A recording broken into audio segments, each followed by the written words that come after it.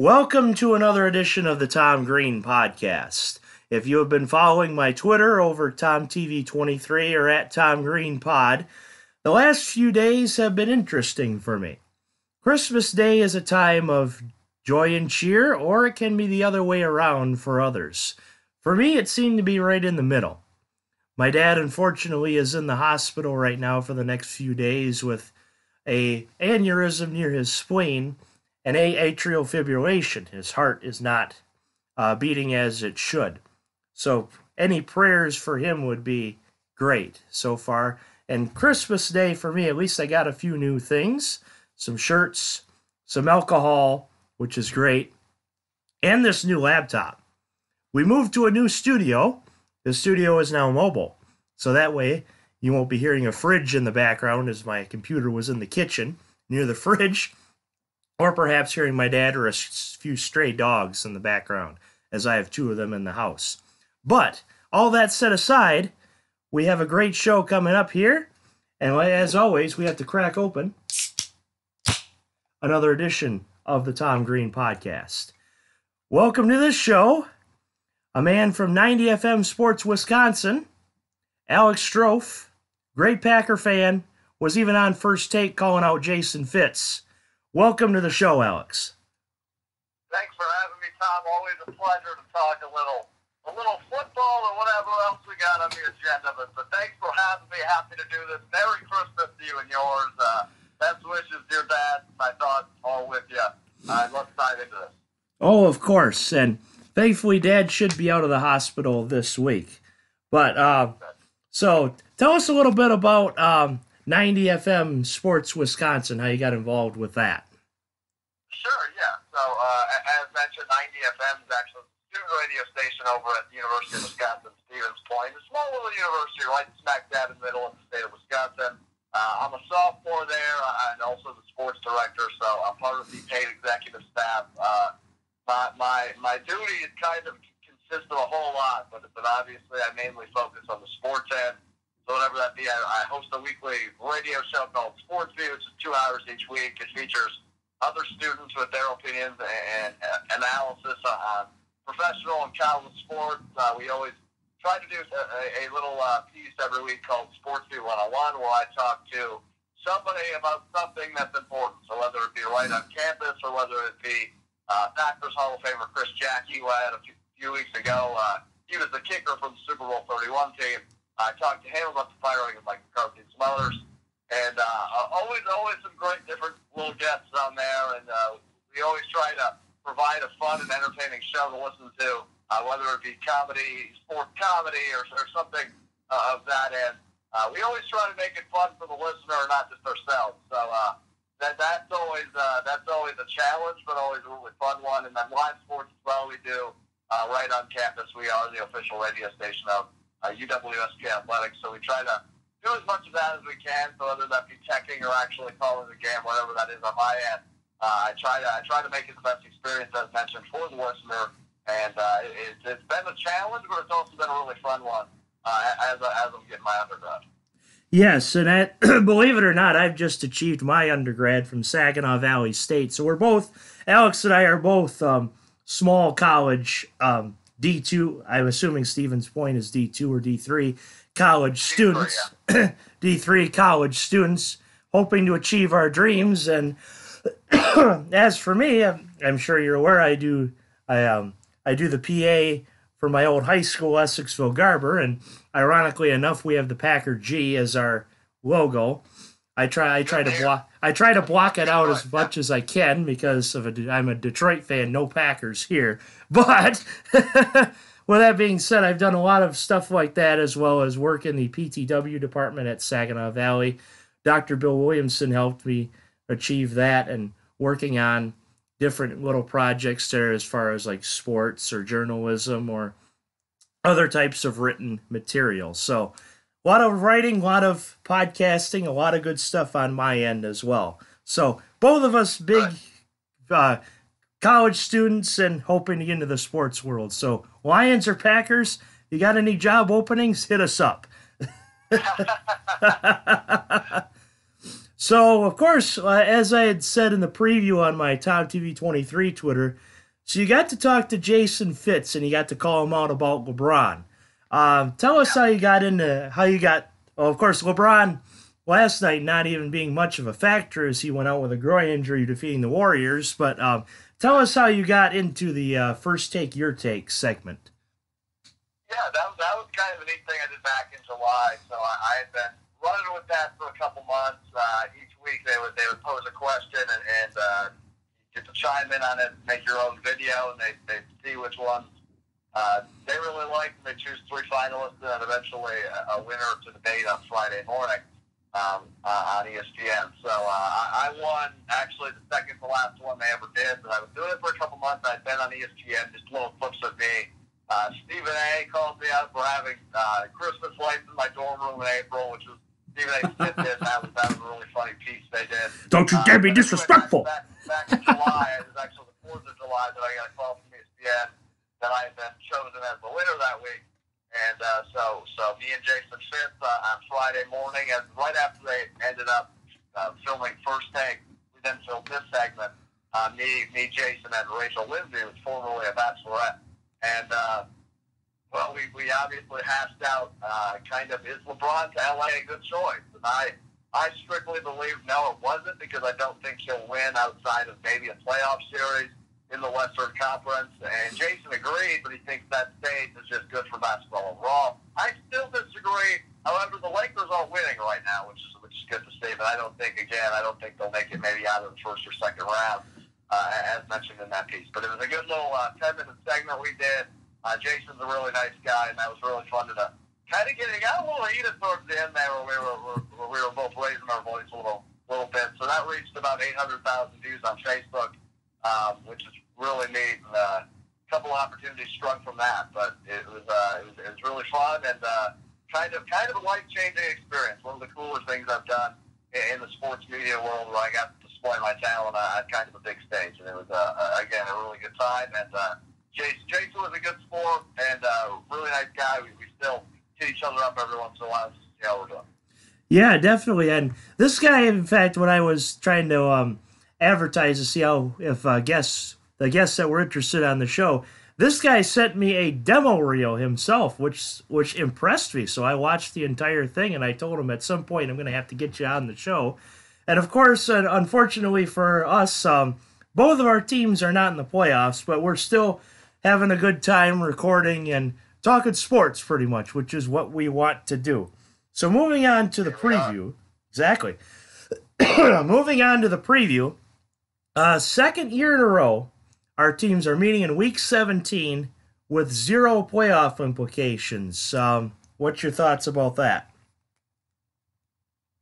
I mean, look, it's an interesting situation for both teams. I guess we'll see what happens, but yeah, I don't know. I think it's Week 17, so there's a lot of other good games that we'll be keeping our eyes on. I think, but Packers Lions definitely isn't the most ideal one. But both teams probably want to get on the W column.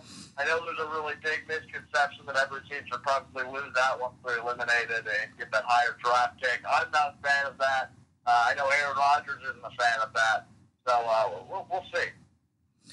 Yeah, definitely. And believe it or not, this game reminds me a little bit, not a lot, a little bit to the game back in 2008, and I'll tell you why. Yes, Detroit had 0 wins 10 years ago, but some of the parallels... Yes. And Orlovsky, who's never watched Seinfeld. Come on, Dan. One of the best sitcoms of the 90s. You gotta watch that show. But some of the parallels. Both teams tend to be in a state of disarray, I guess, if you want to call it that. This time the Packers more than Detroit. But what people are forgetting around Michigan was back in 2008 when Detroit faced the Packers in Week 17 to get rid of 0-16. The Packers were 5-10. It wasn't like the Packers were that much better than Detroit. All they had was 5 wins in their column. Detroit had no defense back in 2008. Now they have defense. Detroit had some type of offense. Now Detroit really doesn't have much, and it's a big thing with Jim Bob Cooter, and we're going to talk a little bit about coaching changes a little later. But both teams seem to be in a state of disarray to where this is kind of playing for pride, in my opinion. How do you see that? Right. No, I agree with that 100%. I think it'd be good for either team to end the season with a W, although it'd only be a sixth win for Detroit or the seventh win for Green Bay on the year. It is good to get one. Good to end on a high note, regardless of where your draft pick will be. I mean, there's always fool's gold in the draft, and that means good players are going to fall into the mid-first round. So this is I should say it's a big game for both teams because it's not, but I think, again, it's a big one for pride. As Green Bay looking for a new head coach, it sounds like Detroit will be looking for a new offensive coordinator, and they might even have a backup quarterback in this one. So it's going to be kind of an interesting game to keep an eye on different storylines. But obviously, again, I don't think it's a big game for either team. I think maybe, like you mentioned, it's a game for pride more than anything. So we'll see how Green Bay and Detroit handle this one, but it should be a fun one. Of course.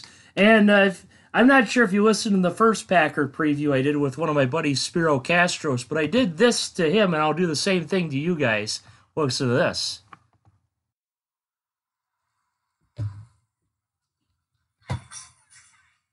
No, Pack, no! No, Pack, no! No, Pack, no! Of course. Because Spiro, I actually work at a Kroger's in Essexville as a cashier, and Spiro has been one of my buddies that I went to high school with, and I had him on the show back in October, and I had to give him crap, of course. No, I get it. So, another thing on that show I had told Spiro is, it seems to me that the Packers defense play as a bunch of individual stars rather than just one unit. Do you agree or disagree? And tell me your thoughts on that. Yeah, I don't know. I think, again, it's kind of been an interesting season for finding an identity for the Packers defense. We knew they didn't have much of one coming in, and now it's been a lot of young talent kind of coming in, but I mean, look, when you've got guys like Kevin King, Nick Perry, and Mike Daniels on the IR going into Week 17, Kenny Clark won't be playing in that game. You've got some opportunity for different people to step up, and Jair Alexander also questionable as he went out last week for the Packers. So I guess we'll see. He was injured in that Jets game. So I guess we'll see. I don't know about individual stars, but definitely talent that might be shining individually. Is the way I'd probably put that more than anything. I think stars might be a little bit of an overstatement. Clay Matthews has been disappointing. That's probably the biggest thing on that defense. Kyler Fackrell has kind of come out of nowhere in that linebacking core. He leads the team in sacks, if I'm not mistaken. So we'll see. Dean Lowry's had a good year. Kenny Clark has had a good year, but as mentioned, he's out. Jair Alexander has been a really, really bright spot for the defense that struggled all year long. That was the first round pick for the Packers last year out of Louisville, that quarterback.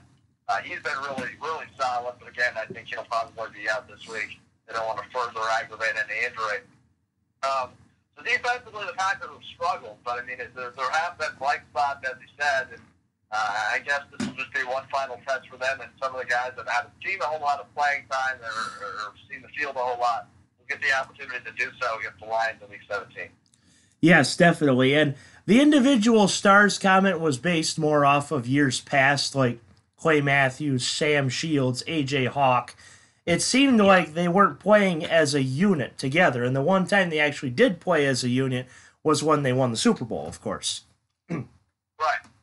Yeah, and that's a fair evaluation, Tom. I won't discredit that at all. I think that 2010 team, they didn't have a great defense. They were ranked, I think, 16th in the league. You know, every time the Packers have had over the 20th ranked defense in the NFL, they've gone to the NFC Championship game further. So, in the Aaron Rodgers era, that is. I mean, this year's team is not anything spectacular. I think they might be ranked top 20 this year. I'm not sure what their defensive rank is, but they haven't looked solid on offense or defense. So that does we have a fighter against Mike McCarthy. So that said, again, I think we'll see what this Packers defense is really made of is playing a struggling offense in Detroit. They might even see, like I mentioned earlier, a backup quarterback in this one. course, one of my favorite things about social media is memes. And one of the memes that was circling around when McCarthy got fired was Mason Crosby and Aaron Rodgers just sitting on the bench, and Rodgers whispering into Crosby's ear, "Just miss this kick and we're free." We're free. And yeah, we're free. That was one of the better ones. I will agree with that. So now that they're free, we have Joe Philbin as the head coach. Not Regis Philbin, although I like Regis because he's out of control. Joe Philbin is the head coach. And funny thing is, one of my business ethics professor back at Delta College, Kirk Wolf, he's an NFL fan. That's probably the only sport he follows. And I told him, you look a lot like Joe Philbin. So he Googled Joe Philbin because he really didn't know who he was. And then he came back to me and said, I don't look that old. So I have an interesting sense of humor. But besides the point, coaching changes for both teams. Who do you think would be a good fit as the new Packers head coach in 2019? I haven't thrown out a whole lot of names. I think I've been stuck on one as a main target, but obviously a couple others have been thrown in. I think that the top target will be Josh McDaniels from the New England Patriots. I mean, there's nobody in the league more fit to be a head coach who hasn't been already than Josh McDaniels. I mean, that guy obviously has a genius mind. He's worked under probably the best head coach in NFL history, or at least one of them. And he's worked around a great quarterback in Tom Brady. So I think that there's no more of a shoe-in than Josh McDaniels for Green Bay.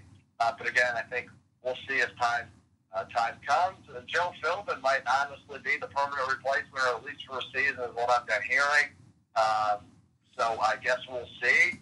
I don't know how much I agree with that, but again, it's not my job to make a hire. That's Brian Gutekunst and Mark Murphy's to do. So I think Josh McDaniels is the obvious answer. But again, I've been hearing that Joe Philbin has a better chance than people are giving it. And here's the name that I had thought about late last night as I was shutting off Twitter. How about Chuck Pagano? What would you think of that? Yeah, I mean, if he's healthy enough, and if he's willing to do it, I don't think anybody'd be against it. I mean, that guy's obviously a smart guy. So as long as he's healthy and it looks like he would love to have an opportunity from what I'm reading. So I think it makes sense, maybe, but again, I think we'll have to see. Yeah, because I, of course, seen that from Twitter last night. So perhaps Chuck Pagano or Josh McDaniels could take the Packers job. Lions offensive coordinator, I'll give you my thoughts about that. Obviously, Jim Bob, as funny as his name is, of course, Guy Humor with his last name. Of course, Jim Bob Cooter.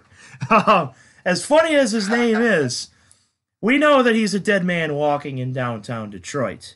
As for offensive coordinator, I'd actually gotten into a bit of a debate with one of my old high school buddies, Chad Hughes, back when Detroit's offense was struggling in 2012. How about Charlie Weiss? I know, big guy, and perhaps being paid more not to coach football than to coach football. But he's coached Tom Brady before. I mean, he's good on offense. As long as you can keep him on one side of the ball and not all three, he can be effective for your football team. So my thoughts are perhaps try Charlie Weiss. Yeah, I think we all have opinions and ideas. And Charlie Weiss, I mean, is a good football mind. We all know that. I mean, the guy's been around football as long as I can remember, at least. And yeah, maybe. I think this is these are always so hard to predict, but they're always fun when they happen, especially if we know who it is. But I remember how my hopes kind of went down when it was Joe Philbin rehired as the OC in Green Bay a couple of years ago. Actually, I think that might have been last year. So we'll see. I don't have any top names for the Lions OC job, assuming Jim Bob Cooter does get the act like expected. We will see. Definitely. So back to our game, or for what it's worth, of I guess for draft picks and that. How does Green Bay come out of Lambeau Field with a victory over Detroit? I think it's just putting together an offense once again. I mean, they put up over 40 points last week, which was good to see. Aaron Rodgers was over 400 yards. He had a couple of rushing touchdowns. He really had an urgency to win, which was weird. I've been saying, the last time I saw a Packers team that really had the urgency to win was Week 1 against Chicago when Aaron Rodgers was jumping off the car. And now in Week 16 against the New York Jets, who are all of a sudden kicking the crap out of Green Bay, Aaron Rodgers decides to go Superman on him and throw for over 400, and I think it was 4 total touchdowns. The guy played like a stud, and like he really wanted to win that football game. So, again, I think that's what they need to do at home. This is the final game of the year against a division opponent who beat them earlier in the year. Mason Crosby needs to actually make field goals and extra points this time around against Detroit because he wasn't able to do so earlier in the year, but the defense needs to step up, no matter who's under center, whether it's Castle or Stafford or whoever they're facing from a rushing standpoint, whether it's Zach Zen or Theo Reddick or the rest of them. I think it's important to just attack this game like it's any other, and like they still have a chance and go out and try to get a big win to end the year. I mean, to end the year with two wins in a row for the Packers would be huge. I think this is a team that really needs to feel the points of victory, if you will. I think they need to feel like they can get wins and head into next season, try to iron out some issues in the offseason and get back to the contender status that they should be at. I mean, this team is a team that probably should have won this division, if not been a playoff team, because the talent's there. It's just a matter of putting it all together underneath different schemes. So I think the Packers just need to put together a heck of an offensive scheme going into Week 17, and I think they walk out with a W. Yes, and my keys for a Packers win: show defense, because Jim Bob Cooter's offense is obviously not getting it done, scoring 9 points against the Vikings with no pressure on you. When it's, again, no pressure, because you're out of the playoffs. The Vikings have all the pressure in the world because they got to make it.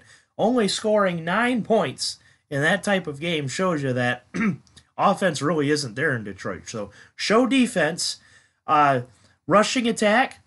If you can get through the Lions' rush defense, which is fairly decent against the run with Aaron Jones, Jamal Williams, perhaps you could win the game there. And, of course, Aaron Rodgers is, as much as I hate to say it, Aaron Rodgers. If he was in a different division, I would probably love this guy. But because he's in my division, I hate his guts. I cannot stand this guy. I like the discount double check, though. In fact, fun fact, when I walked the stage at Garber High School when I graduated, 2013, we flipped the tassel, and then a few people do some type of weird move or dance. I did the discount double check. Oh, good. It's like it's my move. Love that, yeah. They didn't mind. In fact, I got a few laughs out of that with the cheering. Well, good. So, keys to a Detroit Lions victory. How do the Lions win their, believe it or not, 3rd straight at Lambeau? I didn't even know that. That's a nice little interesting fact for me. Look, I think Detroit has the pieces to win this football game as they did earlier in the year. I imagine Stafford will play. I keep saying yes, but I imagine he will. I think Matt Stafford needs to show why he's making so much money. I mean, the guy has been really underwhelming all year long. So it's really the same key. It's to put together an offensive scheme against not a great defense, and a banged up defense at that. I mean, the Packers defense does have a lot of injuries in the starting 11. So it's a matter of going out and showing that you're able to be a not so great defense in Green Bay.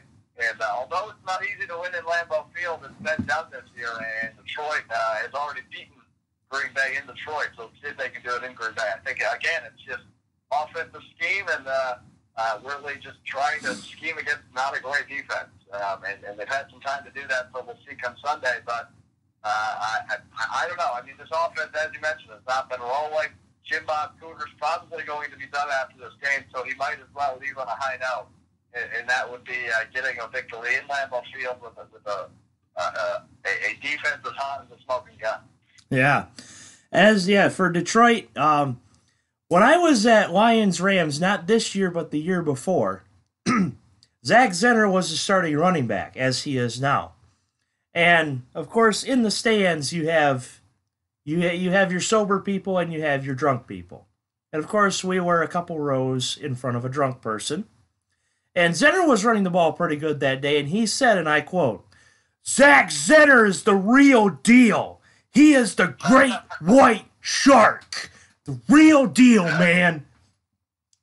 And if he runs like that, you will see more drunk people, even at Lambeau Field, saying that Zach Zenner is the great white shark. So run the ball. Run the ball with Zenner, Blunt. If you can screen pass to Riddick, that'd be great. Detroit, stay consistent on defense. If you can stop Jamal Williams and Aaron Jones like you were able to last time around. Now, of course, run Aaron Jones when you can. Jones is healthy, correct? No, he's on IR. He is on IR, so you can't run Jones. Otherwise, you'd be sick. So run Jamal Williams as much as you can. That was the big mistake I felt the Packers did last time, was not running Jones. But now you can't because he's hurt. So you have to run Jamal Williams. So Detroit, do the same thing you did last time over Jamal Williams.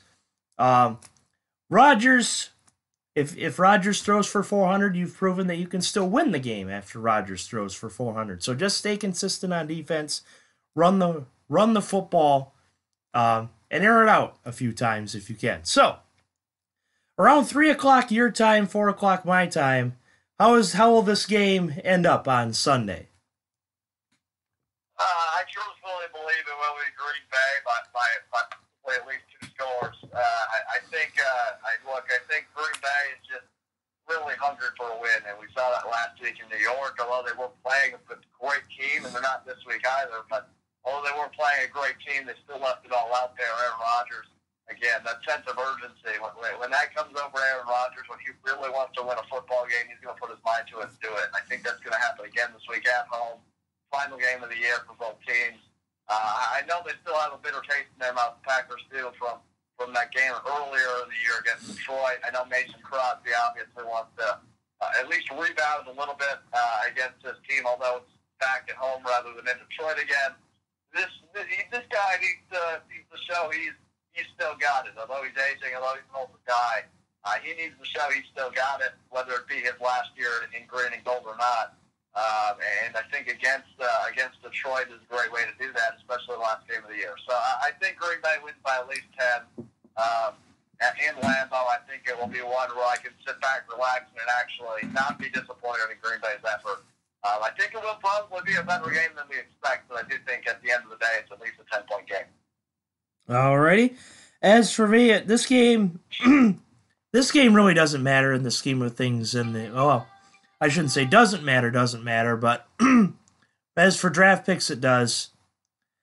I will probably find myself watching a different game than this one, but when I do tune in, kind of like in 2011, believe it or not, when Detroit had already made the playoffs and that shootout against Matt Flynn that Green Bay seemingly gave Detroit but said, nah, we want it instead. I found myself watching a different game that week, too. So, give me Green Bay. Detroit proved me wrong, but it really don't matter. Just get a good draft pick. Green Bay 41. No, Green Bay 41. Detroit 24. Oh, wow. Not much. Well, with the blowout. I guess if we're doing predictions, I'll give you mine. I'll go. Sure. I'll go 31-21.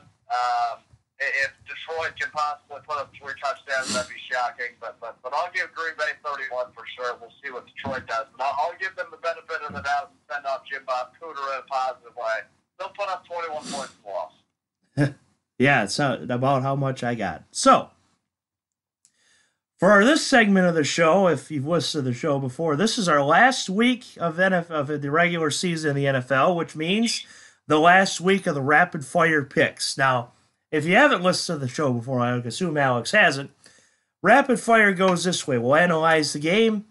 We have 9 games on the slate this week. Highest winning percentage wins a small prize from yours truly. Last year, one of my drinking buddies, Aaron Gosser, won a case of beer from yours truly. So 888 winning percentage is your mark. And to assure that the Week 17 guy has the same chance as the Week 1 guy, I put in enough games to where you could still lose one and be tied going into the playoffs. So, tough task, but you could do it. All NFL games this week, as I got a couple of close lines in the 1 o'clock slate, and all of the games with playoff implications, even if the teams have already clinched. So, starting with AFC East rivalry, Miami and Buffalo.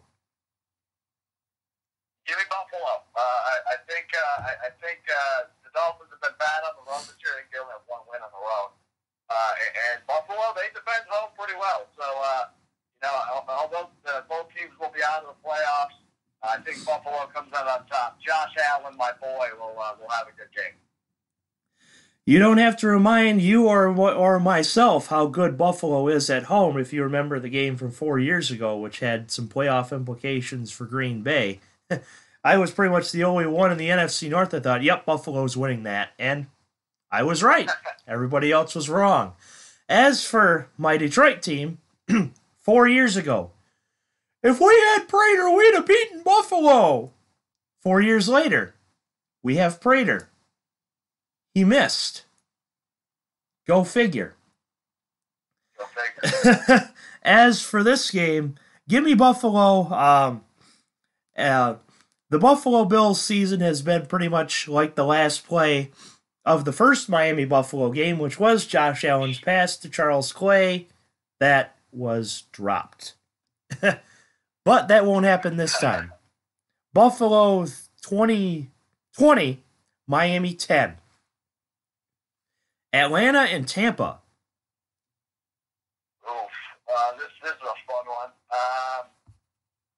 I guess give me Atlanta. I don't know why, but again, this is a game that doesn't interest me too much, so I probably won't even watch it if it's even on national television. But you give me Atlanta. I think they're better than they've played this year. They took a tough loss in Lambeau a couple of weeks ago. I think this is a much better team. I think this is a team a lot like the Packers, actually. It's a defense that can't stop anybody in an offense that should be playing better than it is. So give me Atlanta. The Buccaneers have been so roller coastery and dysfunctional all year long. But I'll go with Atlanta on this one. Yeah, give me Atlanta in this one as well. Tampa, whichever quarterback they throw out there, will throw for probably 400 yards and 4 interceptions. Guaranteed. Atlanta 35, Tampa 24. Now we reach games with playoff implications. Philly and Washington. All right.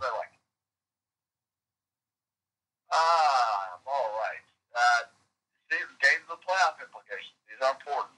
It's in Washington, correct? Yes. Nick Foles doesn't lose in December and January. Give me the Eagles. That's true. Nick Foles has been literally the savior of this team, as he's a Jesus believer like I am. He's been the savior of this team, and he had to face a very tough Houston team last week, and they beat him with a Jake Elliott field goal last second. Give me Philly in this one. They might not make the playoffs, but it won't be their fault. Philly 27, Washington 10. Chicago and Minnesota. Oh, boy.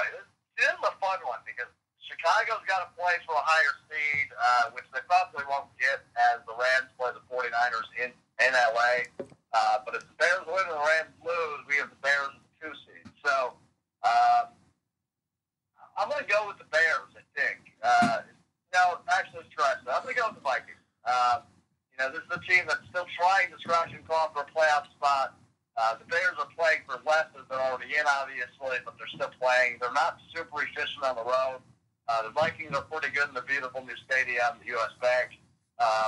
So I'll go with the Vikings just because I think that they're still in the mindset where they might be able to sneak in, given some things go right. Obviously, I'm not picking them to go right, but I'll I'll go with the Vikings. I like the Vikings as well. Bears already in the playoffs and have played tough divisional games this year, despite the division being lackluster besides Chicago. Like I had said in the Philly game, I don't think Philly makes the playoffs, but it won't be their fault. Minnesota 20, Chicago 10. Khalil Mack with 2 sacks and a strip fumble. All right. Cleveland and Baltimore. The Steelers rooting for Cleveland. Who would have thought? Right. Yeah, the Steelers are. And this is a game I've actually been split on for so long. This all week I haven't been able to come to a decision with this one because we know the Browns beat them earlier this year. Baltimore's really playing for something in this one. I was talking to one of my buddies yesterday who was a big Ravens fan. And he was giving me kind of that the Ravens could still potentially get the 2 seeds in the AFC because it's wide open. A lot of things need to happen for that to go that way. But Baltimore beats Cleveland and Pittsburgh's out. So it'd be interesting if that is the case. Baltimore gets the knock out their arch rival by not even beating them in Week 17. I'll go with Baltimore in this one, but I think it'll be a really good game. The Browns are rolling, and it's actually unfortunate that they're not even in the playoff conversation, but they're rolling. And who knows if they'll actually hire Greg Williams or just keep him on the staff. Believe it or not, you know what? Screw it. I'll take Baltimore as well. And I'll talk about Pittsburgh in just a minute. But Baltimore beats Cleveland. Lamar Jackson wishes he had Samuel as his running back so that when they stand side by side, you have Deep Purple. Pulp Fiction. You know what I mean? Samuel L. Jackson. Give me Baltimore 31-27. Cincinnati and Pittsburgh. Yeah, this is an easier one for me, but it's still going to be interesting to see how this goes down. These games are being played at the same time, so I know once the first one's done, they're going to be looking at the other one to see how that's going, unless Baltimore wins. But if Steelers and Bengals gets done first, they're going to be playing it on the big screen at Heinz Field. I'll take Pittsburgh in this one in a blowout. I don't think it'll be close. I picked at the beginning of the year, I picked the Pittsburgh-New Orleans Super Bowl. It looks like one half of that will come true. But I don't think Pittsburgh's going to get in, as I just picked the Ravens over the Browns. But I know the Steelers will definitely win this one by a bigger margin than the Ravens-Browns game. I don't see the Pittsburgh keeping this within 3 possessions. I think there's at least a 17-point game. So I'll take the Steelers on blowout. People ask me, well, not myself, but actually my parents asked me, my mom and my grandma asked me, why don't you ever want to watch soap operas? And I tell them, I do. It's called the Pittsburgh Steelers, for crying out loud. One of the greatest soap operas of this season that perhaps won't even make the playoffs. One of the greatest talented teams in this NFL that perhaps won't make the playoffs. And they very well may not make it. Give me Pittsburgh in the game because Cincinnati just flat out stinks. And when Hugh Jackson becomes your head coach, oh God, that might end up terrible, as we saw in Cleveland.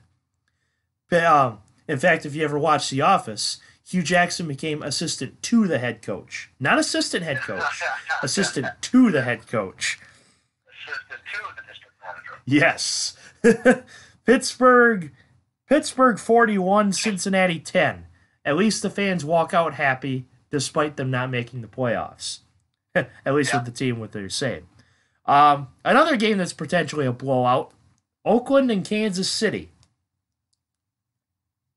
Well, you said it, and I think you know where I'm going with this one because the Raiders are one of the worst teams in the league, and they have been god-awful. It's in Arrowhead Stadium. The Chiefs, again, are kind of fighting for that 1 seed. So I'll take the Chiefs. I'll take the Chiefs in a blowout as well. I think this, again, is at least a 3-score game. There was an excellent NFL meme I had seen yesterday. A picture of Santa Claus and Andy Reid. One of them One of them give you great expectations and great things in December just to let you down in January. The other is Santa Claus. I tend to think this will happen to the Chiefs too, but we're still in December. In Oakland, I had posted a meme myself a couple of weeks ago with a picture of John Gruden that said, "Got any more of them first-round draft picks?" They will be fighting for that number 1 draft pick, which will go to Arizona, but not because Oakland didn't try. Kansas City 51, Oakland 7, and Mahomes tries to get that lifetime deal from Heinz Ketchup. 57 touchdowns, even though he signed with Hunt's. Ketchup on mac and cheese. Weird. I agree. Weird. Chargers and Denver. This one's going to be really interesting because, again, if somehow the Chiefs lose to the Raiders, the Chargers beat the Broncos, they become the number 1 seed in the AFC. This becomes a really interesting game as well. This might be one of the better 5 seeds we've seen in a long time in the Chargers, and that's where they'll end up, though. They'll win this game, I think, in Denver. Hard place to play, but I do see the Chargers winning this one. I don't think we see a crazy upset. I'll take the Chargers, but I think it'll be a good game. I think it's only maybe a 7 or 10-point game. In the words of Arnold Schwarzenegger, "Go Chargers, go!"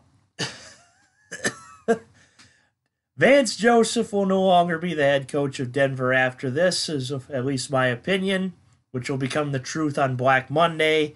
I tried to line up a head coaching candidate for Denver, believe it or not. My athletic director at Essexville Garber, Dave Schwartz, is a huge Broncos fan.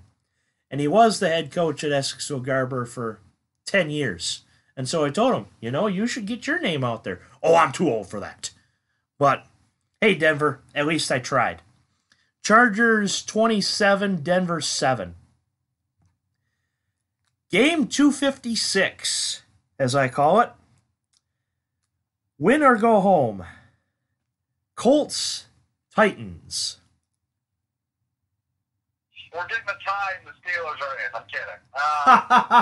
Yeah, this is a tough one. I picked the Titans as a playoff team at the beginning of the year. I thought they would win the division, to be honest with you, but obviously Houston had other plans. I had it going the other way around, but Houston's in. So this becomes a really interesting AFC South game.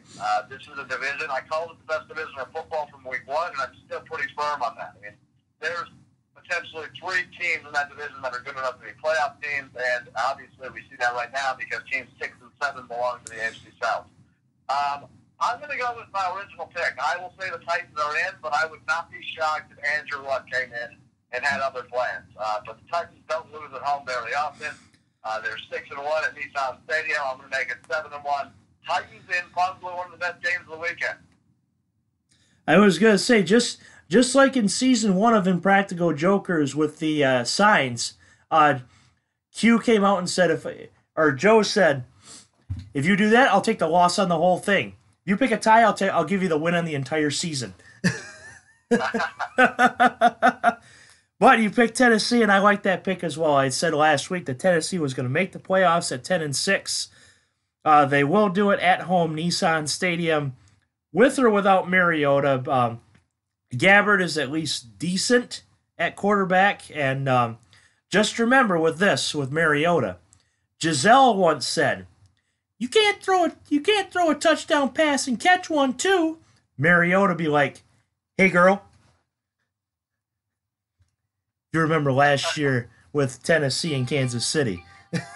All right. Well, Derrick Henry's been terrific as well. That offense is definitely rolling. So I think we do see a Titans win.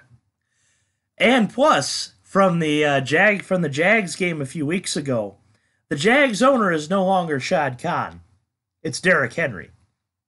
Yep. Tennessee 35, Colts 31. Andrew Luck makes it interesting.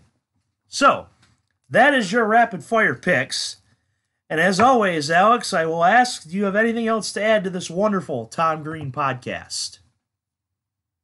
Well, Tom, first and foremost, thank you so much for having me on. I hope you had a wonderful, wonderful Christmas and holiday weekend. Again, I just appreciate coming on. I'm ready to come back anytime. I'm ready for some good football this weekend. There's a couple of good games in there that I know both of us will be watching real close. But other than that, I'm on Twitter at Alex_Strouf, STROUF. Come get at me if you'd like to. I'm on Facebook at Alex Strouf, so Facebook.com/Alex Strouf. Click the like. I just launched a new project called Fight Night, which is a weekly debate show. Similar to the aforementioned First Take, Your Take. We're in week 3 of it, so that will be coming out Thursday.